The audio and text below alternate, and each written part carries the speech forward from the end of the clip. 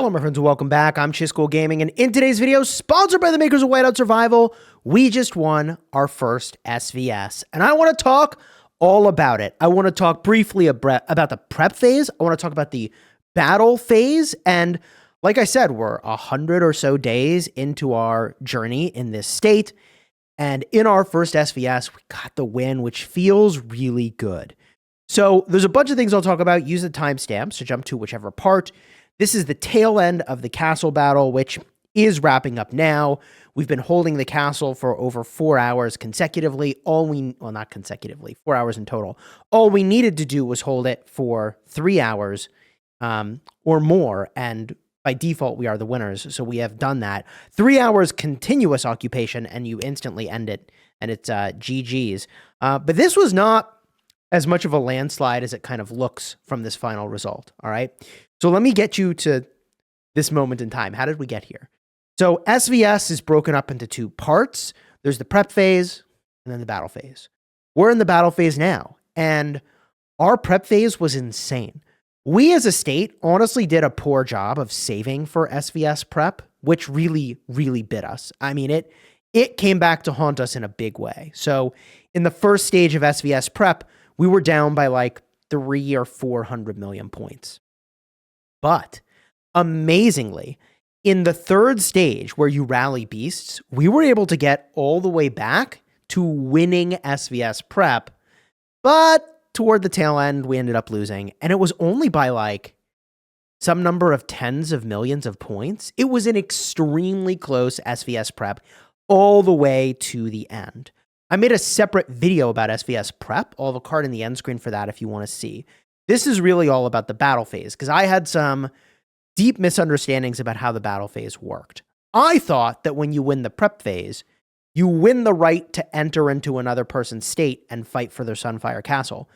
While it is true that winning the prep phase means you fight for the enemy's Sunfire Castle, you can invade each other's states. You can teleport literally to each other's states, no matter who wins the prep phase, and attack cities and do whatever you want, loot resources, etc., etc. So when someone is in your state that is an invader, it shows them as red, and it literally says invader on their city. So like if there's any question, the invaders are in red.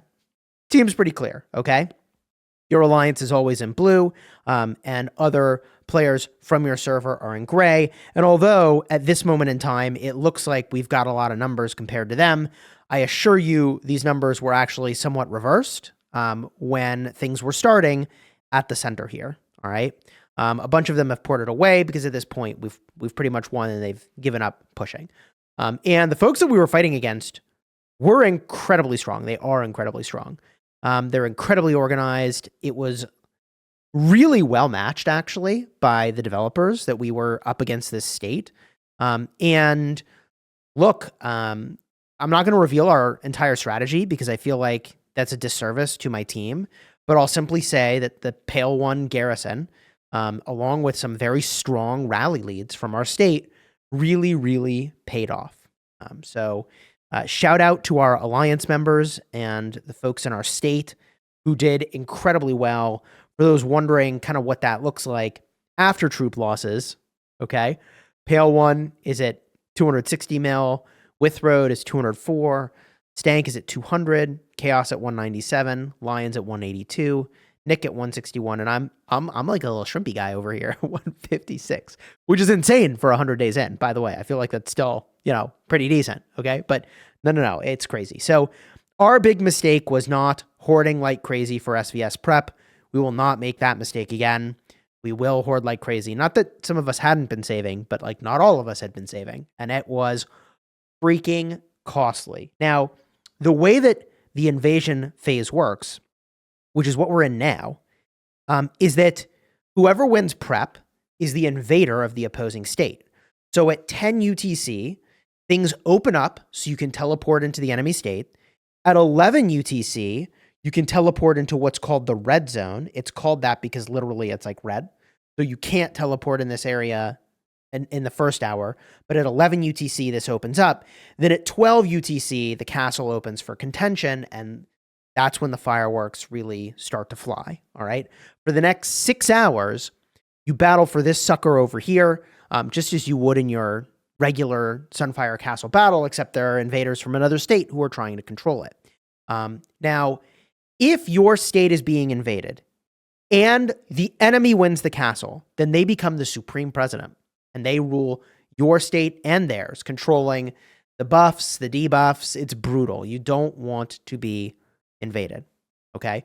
Now, if you win SvS Prep, as our enemies did, but lose the castle battle, technically we're still the winners of this SvS, and I believe we'll get a little marker on our flag in the alliance section showing like, hey, you won this SvS against this state. So technically we are the victors, even though we got invaded and it was our castle we were fighting at. Because we won our castle, they will be the president of their state, we will be the president of our state, and it's a solved matter, okay? So the only situation that gets weird is if you get invaded and also lose, then they become the supreme president. Technically, if you invade them and you win, then you become the supreme president, and the president of your state rules both. That means, I mean, like I said, you control the titles and everything. But I do want to give a shout out to the folks we were fighting in 2220.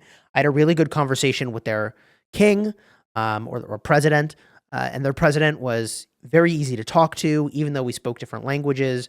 We aligned very quickly on some of the rules. I also want to give a shout out to Tixie from my state who started that conversation, and I followed up for some clarity. And we made the following rules, and I think they were really good, and I appreciate that their state has been, I think overall, like very respectful. I mean, I'm sure there are a few mishaps with regard to the rules, but like overall the rules are being followed, which is great. Oh, and you know, I say respectful, but like there is definitely weird stuff going on in world chat. Although, yeah, the invaders talk in your world chat. I wasn't expecting that. And you know, now there's all kinds of stuff going on here, but anyways, what I want to say about that is that they were really respectful, and the rules we had were as follows. I lost my train of thought because I'm so sleep deprived. Number one was that you could hit cities. I mean, look, that's the way the game mode works. That's the way the event works. You can hit each other's cities. It is what it is. But during the castle battle, no city hits allowed. Okay, that was a rule we made. And any red zone or castle related cities also could not be attacked. So that meant from 11 to 12 UTC, people could port into here and not worry about getting zeroed before the fight, which not everyone's going to agree to rules like that. And I think it's more fun this way, where everybody can port in and not feel like at any moment their city can get zeroed, right? Like seems pretty good to me. So I like that rule a lot. Shout out to them for agreeing to that. And after this ends, we're going to have a 20-minute grace period. That way people's like war frenzy can sort of wear off. And then they can bubble again, and then cities can be hit all over again. And that lasts until 22 UTC. So there's still like a solid 4 hours.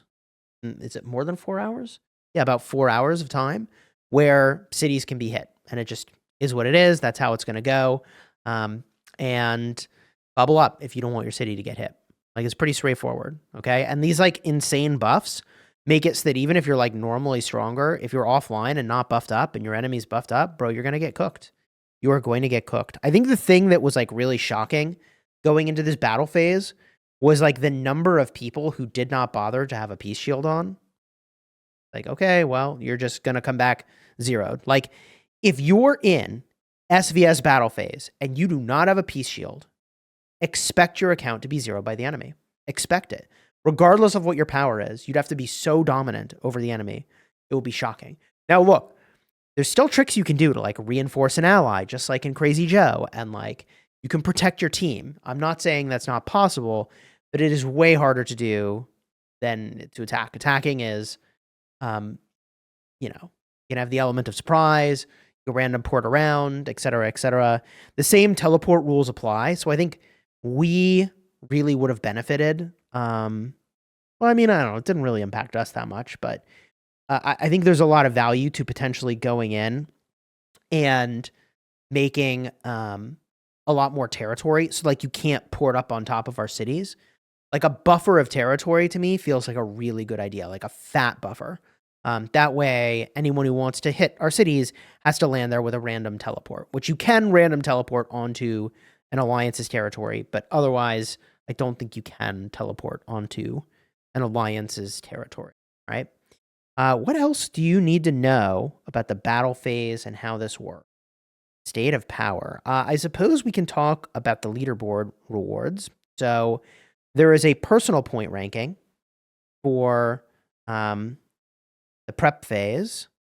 I got those in the mail. I was in that 6 to 10 range. So I got 80 a Philly. I mean, it's not nothing, but it's not a jaw-dropping amount. Like first place, 400 freaking shards is insane. And then the battle phase looks like there's some rank rewards here as well, but they're not as big. Although I do get the Helios outpost 7 days. A few fire crystals is nice. And I'm going to end up with 18 Philly shards, which is pretty cool. Plus, I think as a winner, we get these as well. These rewards up top. And also, if we make our way over to here, the castle battle, there's also point rewards that you get. So you get points just for showing up. And the rewards here are legit. A lot of charm stuff. And then also there's rank rewards. So I'm currently 7th. I stopped participating so other people could get points. But these rewards are also obviously incredibly nice for participating in the castle battle. And you're a part of that leaderboard. Now we've got 3 minutes and 30 seconds until this ends. I want to show you what happens. I don't know. So I want to show you that. So we'll kind of wait for now. And I'll just put up on the screen, like the castle battle rules are the same. So I don't think there's anything new to see there. The state of power rules, I can cruise through here for the battle phase. This is what I want to emphasize in this video because I didn't read this very carefully. And I thought if you win prep, like your state couldn't be invaded, like they couldn't teleport to your state. No, you can teleport to each other's states. Either way, it's just a question of whose castle gets invaded, which is definitely a big difference. As I mentioned, if you're an invader and you win the castle, you become the supreme president, which is like, whew, kind of nuts. Oh, troop revival. That's what we should talk about. So troops lost in battle be revived. There's a base revival rate of 30%, and you can raise it to 90%, okay? You can either purchase revival potions with gems, increasing your revival rate by 1%, up to another 10%. You get 20 rebirth tomes that can be used to increase revival rate by 1% for each alliance member that has requested revival assistance, and each chief can be assisted by allies 50 times. So, like, you would want to prioritize your bigger players who did more work, obviously. And the number of troops to be revived is based on the losses in the battle report of the battle phase, excluding troops in the enlistment office. So you can get your enlistment office troops back as well. And I don't know exactly how this math works, but somebody said to me that you basically like effectively get 97% troops back because you also, on top of the 90% you get back, you have your enlistment office. I don't really know the math for that. I haven't done it, so I don't know if it's right or wrong, but either way, I thought that was pretty reassuring that there's a pathway to getting the majority of your troops back if you were to lose them in a fight, all right? But importantly, go to sleep with a peace shield. And I had not used a peace shield pretty much my entire time playing this game, so I kind of missed out on the opportunity to use a rechargeable shield. You get 5 out of 5 initially, which is kind of cool. So the way this works is that it shields you for 8 hours after it's used. So if I used it now, the shield wouldn't come on until 8 hours later. I don't know how that works with like getting War Frenzy while you have it or whatever, but I could have used one of these and, whatever. I have plenty of 8-hour shields. It's not a big deal. At the end of the day, this is perfectly fine. But I did want to mention, like, even if you don't have shields, you have, by default, one that you have access to if you plan in advance. Also, I'll point out, you can get a lot of shields in the shop. Like, here's an 8-hour shield for 12,000 Alliance credits. Easiest buy of my life. Although I already have plenty of shields. So, like, why buy more? So that I don't ever have to worry about it. Don't overthink it. Just use a longer shield than you think you need. Now, the other option is to buy a 24-hour shield, which, like, Look, if you're not going to play the castle battle at all, I know 4,800 gems kind of sucks, but better safe than sorry, in my opinion. Way cheaper to do this than to lose all your troops. So that's another option. Just make sure that if you're doing that, you pass it after 22 UTC. Here we go. Sunfire Castle occupied. Freaking huge, bro. Huge. Appoint the president. Your boy Cheese is the president. I am appointed. Done. Woohoo! All hail president. Congratulations. GG's. Honestly, I don't deserve any praise. The team did the work, my opinion. Let's equip those. I should definitely go back and equip those. So you've seen my video about what happens when you're the president. I get a president pack here, which is pretty cool. Looks like we can set our flag. Do that again real quick. Easy peasy. And there are president skills I can use. I'm going to pop the healing skill here. Medical advancement. Oh, I'm not the supreme president. I can't choose the defeated state. Okay. Let's just use it. Done. And prevent a chief from attacking other chiefs for 1 hour. That's kind of neat. Forced exile. Teleports a targeted chief's city randomly and generates a shield for it that lasts 10 hours. Let's go here. Oh, we got a star. There it is. So cool. Exactly as I was describing. Victory. GG. Shout out to our enemies. They're very tough. You don't want to have to fight them. Again, I thought they were great to chat with in our Diplo.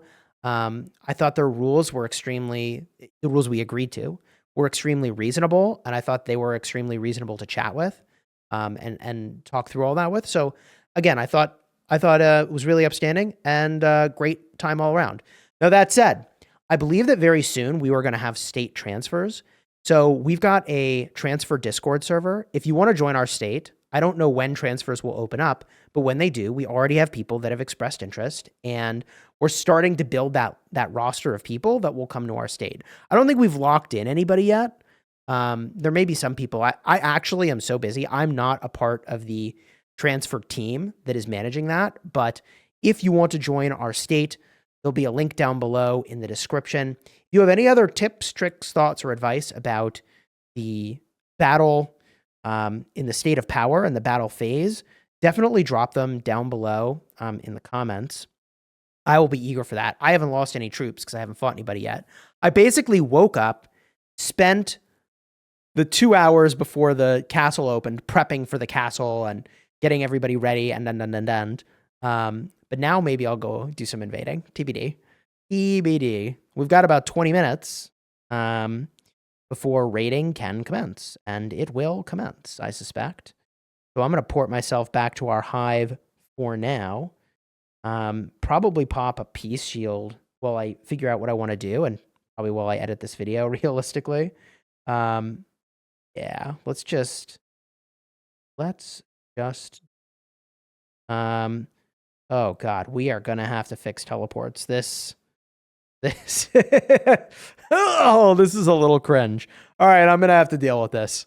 We're going to take care of it. You enjoyed the video, throw a like on here, subscribe, transfer Discords down below. If you want to see the president video, card will be over here. If you want to see the SvS Prep video, card will be over there. Until next time, you have fun smashing your enemies.